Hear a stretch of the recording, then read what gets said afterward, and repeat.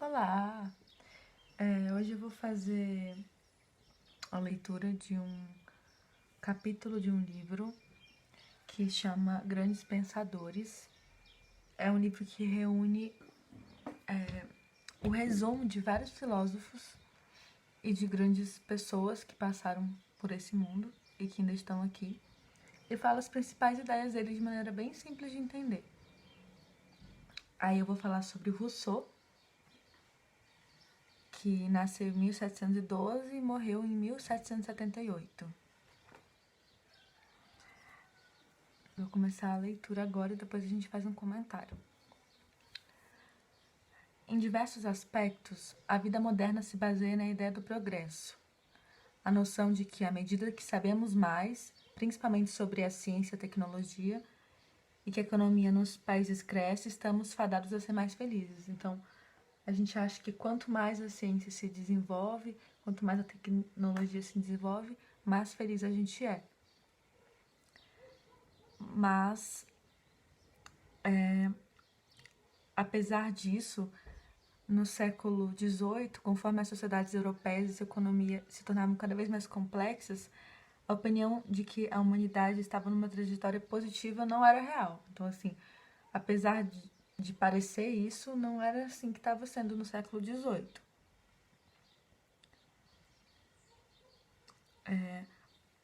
Assim, as pessoas no século XVIII acreditavam que com a chegada da ciência e da tecnologia seria assim, mas houve um filósofo dessa época que começou a pensar sobre isso e questionar essa ideia de progresso.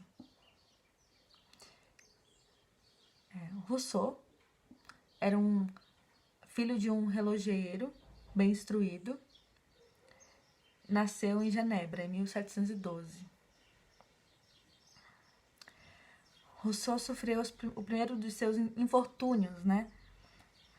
Como diria mais tarde, apenas 9 dias depois da sua mãe dar à luz. A mãe dele morreu 9 dias depois de dar à luz, em razão das complicações do parto dele, que foi bem traumático. Quando o Rousseau tinha 10 anos, o pai se envolveu em uma disputa política e eles tiveram que fugir para outra cidade. E a vida dele foi marcada por bastante instabilidade. Ele se mudou com frequência, às vezes em busca de amor e reconhecimento, e às vezes só para fugir de perseguições.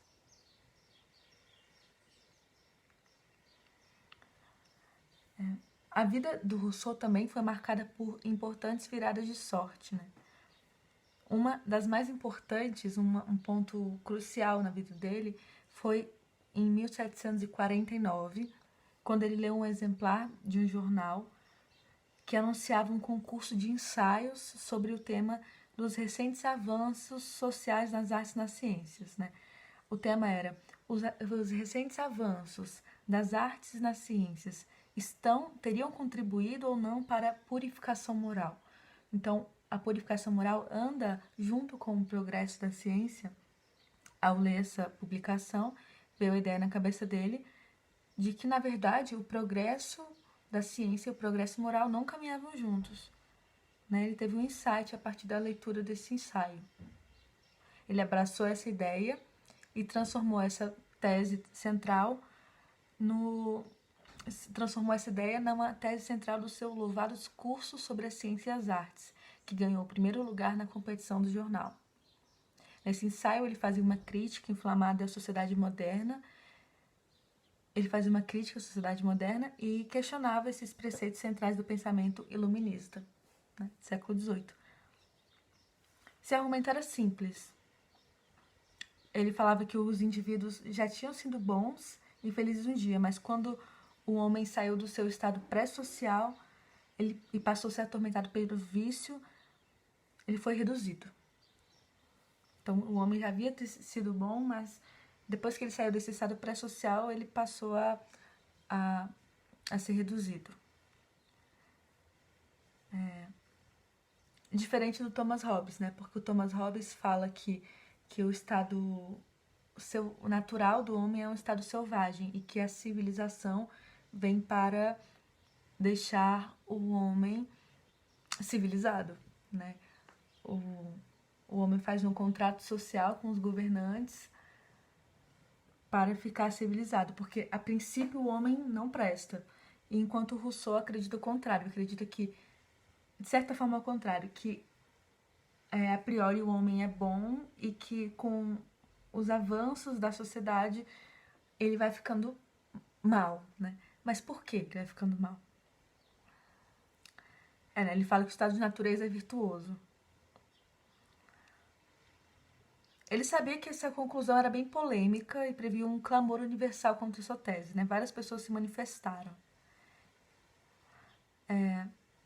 Mas qual é o elemento da civilização que era responsável por corromper o homem e produzir sua degeneração moral? Bom, ele falava que a marcha rumo à civilização despertou o homem uma forma artificial de amor próprio, centrada no orgulho, na inveja e na vaidade. Então ele fala que a partir da evolução do cientificismo, o homem desenvolveu mais orgulho, mais vaidade, mais egoísmo, então o homem foi ficando mais competitivo. Os civilizados pararam de pensar nos próprios desejos e sentimentos e apenas imitavam os outros, entrando num estado de competição destrutiva por dinheiro e status. O homem primitivo não se compara com os outros e se concentra apenas em si mesmo. Né? O homem primitivo ele não fica se comparando, ele pensa só nele mesmo e ele quer sobreviver de forma simples, né? Com simplicidade. E ele faz uma descrição do que é esse homem natural, esse homem simples.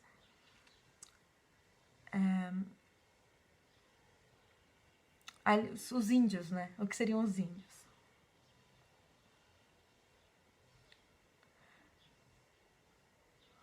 Então ele fala que esse contato com a tecnologia, o luxo da indústria europeia desvirtuava os homens, né? Enquanto os índios eram bons, antes virtuosos, e a partir desse contato eles passaram a ansiar por brincos de pratas, pulseiras de cobre, anéis, colares, armas de fogo, bebidas alcoólicas.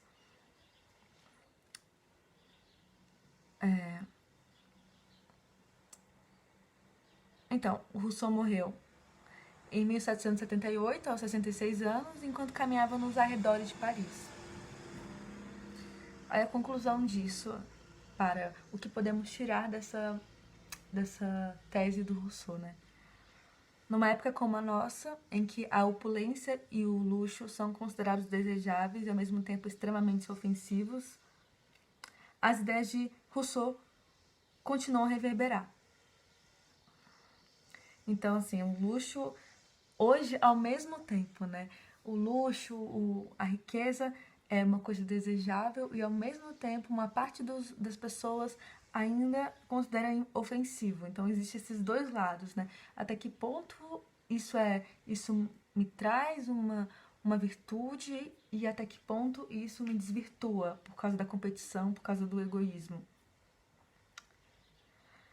Para identificar nosso valor próprio, ele nos incentiva a deixar de lado a inveja e a competição e olhar para apenas nós mesmos. A gente tem que tentar resistir à comparação, à competição. Difícil, né? Resistir à comparação no mundo digital. Embora isso seja difícil, ele confiava que não era impossível. E, portanto, nos deixou uma filosofia de crítica fundamental, mas também profundo otimismo. Há um jeito de escapar ao sofrimento e à corrupção produzido pelos costumes, pelas instituições e pela civilização moderna. O difícil é que isso envolve olhar para dentro e reviver nossa bondade natural. Né? Bondade natural segundo Rousseau. Então é isso por hoje. Espero que, se alguém assistir, que goste e que seja útil. Tchau!